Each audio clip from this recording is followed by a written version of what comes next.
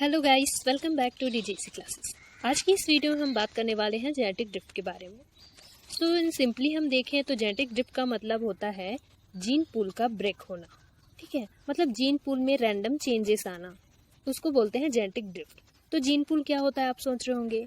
तो किसी भी एक पॉपुलेशन में टोटल कितने नंबर ऑफ जीन्स है उसी को ही जीन पूल कहा जाता है फ्रेश का। तो फिर इस तरीके से होता है जीन पूल, और जीन पूल में अगर रैंडम चेंजेस आते हैं उसमें ब्रेक होता है तो उसको हम कहते हैं जेनेटिक ड्रिफ्ट। चलिए गाइस, वीडियो आगे बढ़ाते हैं और देखते हैं कि जेनेटिक ड्रिफ्ट का होता क्या। जेनेटिक ड्रिफ्ट को हम साइंटिफिक लैंग्वेज में, बुकिश लैंग्वेज में अगर समझने की कोशिश करें तो ये होता है random changes in gene frequency between generation is called genetic drift. मतलब दो जनरेशन के बीच में जो जीन की फ्रीक्वेंसी में रैंडम चेंजेस आते हैं उसको हम जेनेटिक ड्रिफ्ट कहते हैं। ठीक है, और जेनेटिक ड्रिफ्ट को हम डिफरेंट नाम से भी जानते हैं, जैसे उसको एलेलिक ड्रिफ्ट भी कहा जाता है। हम जानते हैं कोई एक जीन है, उसके दो एलील्स होते हैं। ठीक है, फॉर एग्जाम्पल कोई जीन है, जीन ए, तो उसका एक होता है कैपिटल ए, एक होता है स्मॉल ए। तो ये क्या होता है, डिफरेंट एलील्स हो जाते हैं। ठीक है, तो एलेलिक ड्रिफ्ट भी इसको कहा जाता है। इसको स्वेल राइट ने दिया था, जेनेटिक ड्रिफ्ट के बारे में बताया था, इसलिए इसको स्वेल राइट इफेक्ट भी कहते हैं। इसको रैंडम ड्रिफ्ट भी कहा जाता है क्योंकि इसमें जो चेंजेस होते हैं वो रैंडम होते हैं, और इसको सिंपली हम ड्रिफ्ट के नाम से भी जानते हैं। तो इसमें से कुछ भी बोल दिया जाए तो इसका मतलब यही है कि वो जेनेटिक ड्रिफ्ट के बारे में ही बात कर रहे हैं। नेक्स्ट हम देखते हैं इसकी कैरेक्टरिस्टिक्स।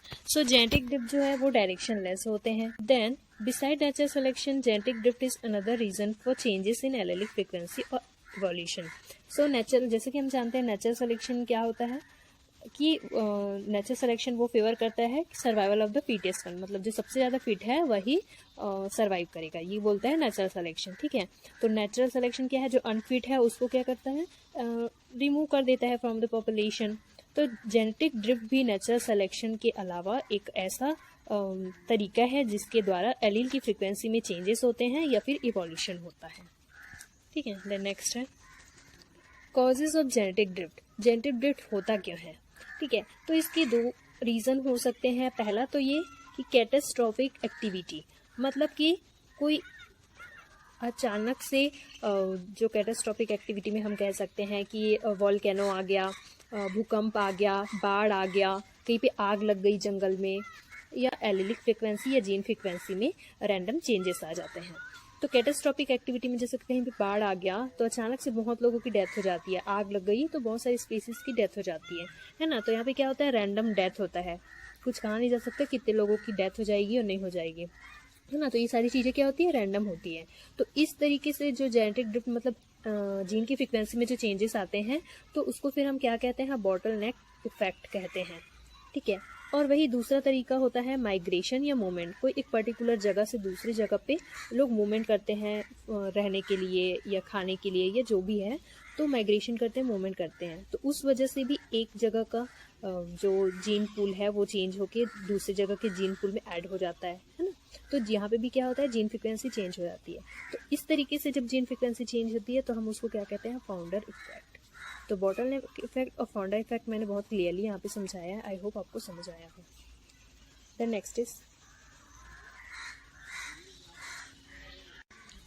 बॉटल नेक इफेक्ट को हम थोड़ा सा और डिटेल में देखें तो ये क्या होता है, a sharp reduction in size of a population due to environmental events और ह्यूमन एक्टिविटीज़। तो इन्वायरमेंट का इवेंट हो गया जैसे कि फेमाइन हो गया, ब्लड हो गया, अर्थक्वेक, फ्लड हो गया, अर्थक्वेक हो गया, फायर हो गया, डिसीज़ हो गया, ड्रग हो गया, जीनोसाइड हो गया। तो ये सब वजह से अगर पॉपुलेशन में चेंजेस आते हैं, उसकी साइज़ में रिडक्शन में चेंजेस रिडक्शन होते हैं या जीन पूल में चेंजेस आते हैं तो उसके द्वारा क्या होता है, बॉटलनेक इफेक्ट होता है इसी का। देन नेक्स्ट है फाउंडर इफेक्ट कब कहते हैं। When a new population is established bye a very small number of individuals from a larger population. तो एक लार्ज पॉपुलेशन है, ठीक है, तो यहाँ से कुछ लोग मूवमेंट कर गए, माइग्रेशन कर गए, ये दूसरी जगह पे जाके बस गए। अब यहाँ पे दो लोग गए हैं, यहाँ से दो लोग उठ के यहाँ पे गए हैं दो, ठीक है, तो यहाँ से फिर पॉपुलेशन बढ़ेगी तो 2 से 4 होंगे, 4 से 8 ऐसे बढ़ते जाएंगे। तो यहाँ पे क्या हुआ, कुछ इंडिविजुअल्स थे, उससे फिर बहुत सारे इंडिविजुअल्स बने, मतलब लार्जर पॉपुलेशन का फॉर्मेशन किया लेस नंबर ऑफ इंडिविजुअल्स ने, है ना। तो ऐसे इफेक्ट को हम क्या कहेंगे, फाउंडर इफेक्ट कहेंगे। देन नेक्स्ट हम बात करें तो इफेक्ट ऑफ जेनेटिक ड्रिफ्ट। तो जेनेटिक ड्रिफ्ट का क्या इफेक्ट होता है, क्या प्रभाव होता है, ठीक है। तो ये स्टेटमेंट वाइज क्वेश्चन में भी डायरेक्टली पूछ लिया जाता है। स्टेटमेंट देंगे और पूछेंगे कि जेनेटिक ड्रिफ्ट में कौन सा सही है कौन सा रॉन्ग है, ऐसा पूछ दिया जाता है। सो ये बहुत ही इंपॉर्टेंट स्लाइड है। सो देखते हैं फर्स्ट पॉइंट क्या है, produce changes in allele frequency. तो हम जान रहे हैं जेनेटिक ड्रिफ्ट होगा मतलब रैंडम चेंजेस आएंगे जीन की फ्रिक्वेंसी में, तो फिर एलील फ्रिक्वेंसी भी चेंज होगी, ठीक है। Then reduce genetic variation in population. अब जेनेटिक वेरिएशन को रिड्यूस करता है, बहुत इंपॉर्टेंट चीज़ है यहाँ पे, ठीक है। जैसे कि हमने कहा पिछले में कि यहाँ से कुछ मतलब बहुत सारे इंडिविजुअल्स में से सिर्फ 2 लोग यहाँ पे गए। अब यहाँ पे जितनी पॉपुलेशन बढ़ेगी वो क्या 2 लोगों से ही जाके आगे बढ़ेगी, तो यहाँ पे वेरिएशन तो कम हो गए ना। इन 2 लोगों के ही जीन है जो आगे जाएंगे, तो वेरिएशन तो यहाँ पे कम। यहाँ 10 लोग थे तो 10 टाइप के और आगे इंडिविजुअल्स होते, उनके बच्चे होते तो वेरिएशन और बढ़ता, लेकिन यहाँ पे वेरिएशन क्या होगा, कम हो गया।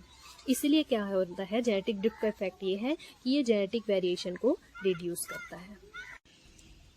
So next is increase in similarity in the population. तो फिर वेरिएशन कम हो रहा है तो सिमिलैरिटी तो इंक्रीज होगी ही, ऑब्वियस सी बात है ना। Then next is increase homozygosity. Similarity बढ़ी है तो होमोजाइगोसिटी ज्यादा होगी, तभी तो सिमिलैरिटी ज्यादा होगी, है ना। तो ये सारे एक दूसरे से रिलेटेड हैं, तो इसको याद रखिए।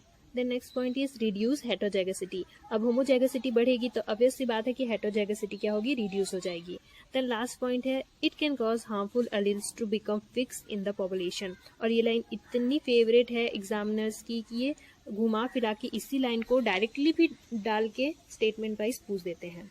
सो ये क्या करता है, हार्मफुल एलील को फिक्स कर देता है पॉपुलेशन में, ठीक है। तो आई होप ये वीडियो आपको पसंद आया हो तो लाइक का बटन जरूर दबाएं।